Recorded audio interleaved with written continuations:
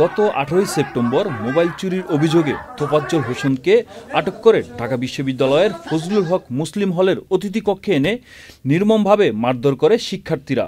নির্যাতনে মানসিকভাবে অসুস্থ তোফাজ্জলের মৃত্যু হয়। পরে রাজধানীর শাহবাগ থানায় হত্যা মামলা করে বিশ্ববিদ্যালয় প্রশাসন। 19 সেপ্টেম্বর হত্যাকাণ্ডে সংশ্লিষ্ট 6 শিক্ষার্থীকে গ্রেপ্তার করে পুলিশ। আদালতে স্বীকৃতিমূলক জবানবন্দি দিলে তাদের কারাগারে পাঠানো হয়। হত্যাকাণ্ডে সংশ্লিষ্ট 8 শিক্ষার্থীকে সাময়িক বহিষ্কার করেছে ঢাকা বিশ্ববিদ্যালয়। তারা হলেন পুষ্টি ও খাদ্য বিজ্ঞান ইনস্টিটিউটের 2021-22 শিক্ষাবর্ষের মোহাম্মদ মোত্তাকিন সাকিন শাহ, পিতা মোহাম্মদ মোজাহিদুল হক শাহ, স্থায়ী ঠিকানা দিনাজপুর জেলা পার্বতীপুর থানা, গ্রামের বাড়ি খাকড়াবন্দ শাহপাড়া। পদার্থবিজ্ঞান বিভাগের 2018-19 শিক্ষাবর্ষের মোহাম্মদ জালাল মিয়া, পিতা মোহাম্মদ আলতাফ হোসেন, স্থায়ী ঠিকানা টাঙ্গাইল জেলা ঘাটাইল থানা, গ্রামের বাড়ি ষাট শৈলা। মৃত্তিকা পানি ও পরিবেশ বিভাগের 2021-22 শিক্ষাবর্ষের সুমন মিয়া, পিতার নাম মোস্তাব আলী, স্থায়ী ঠিকানা নেত্রকোনা কামলাকান্দা থানা, পোগরা ইউনিয়নের পাবই গ্রামে বাসিন্দা। ভূগোল ও পরিবেশ বিভাগে 2020-21 শিক্ষাবর্ষের আল হোসাইন সাজ্জাদ, পিতা মোহাম্মদ সানোয়ার বেগম, স্থায়ী ঠিকানা টাঙ্গাইল জেলা কালিহাতী থানা, পাইককরা ইউনিয়নের শৈলহাইল গ্রাম।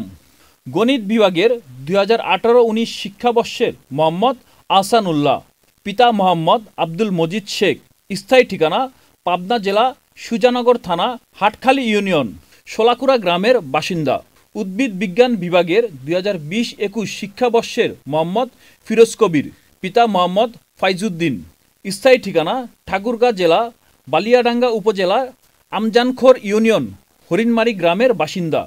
পদার্থবিজ্ঞান বিভাগে 2020-21 শিক্ষাবর্ষের মোহাম্মদ আব্দুস সামাদ, পিতা মোহাম্মদ মাইনুদ্দিন, স্থায়ী ঠিকানা ময়মনসিংহ জেলা ঈশ্বরগঞ্জ থানা বড়হিত ইউনিয়নের নিজপুবাইল গ্রামের বাসিন্দা।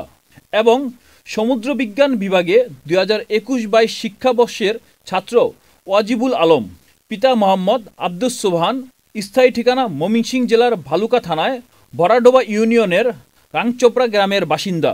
তাদের মধ্যে ফিরোজ কবির ও আব্দুস সামাদকে এখনও গ্রেপ্তার করা হয়নি।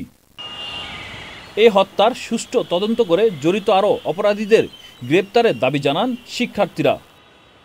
যারা প্রপারলি ইনভলভ ছিল এখানে তাদের একটা সুষ্ঠু তদন্ত হোক।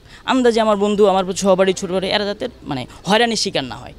সুষ্ঠু তদন্ত হোক, প্রপারলি যে অপরাধী সে বের হয়ে আসুক, এবং শাস্তির বিষয়টা সেভাবে প্যারামিটার যাতে করে, সবাই যাতে এক ক্যাটাগরিতে না ফেলে। সুষ্ঠু তদন্তের মাধ্যমে যদি আরও কেউ জড়িত থাকে তাহলে তাদেরকেও শাস্তির আওতায় নিয়ে আসা হোক, এবং যদি কেউ এদের মধ্যেও যদি কেউ নিরপরাধ থাকে তারাও যেন হয়রানির শিকার না হয়।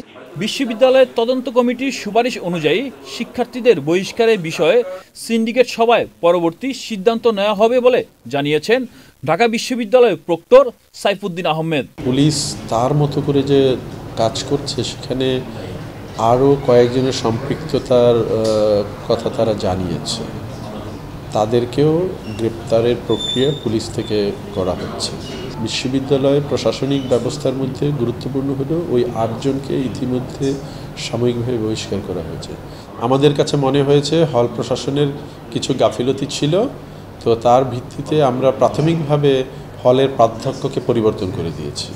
তোফাজ্জল হত্যার ঘটনায় ফজলুল হক মুসলিম হলের প্রভোস্ট ডক্টর শাহ মোহাম্মদ মাসুমকে সরিয়ে ওষুধ প্রযুক্তি বিভাগের অধ্যাপক ডক্টর মোহাম্মদ ইলিয়াস আল মামুনকে নতুন প্রভোস্ট হিসেবে নিয়োগ দিয়েছে বিশ্ববিদ্যালয় প্রশাসন।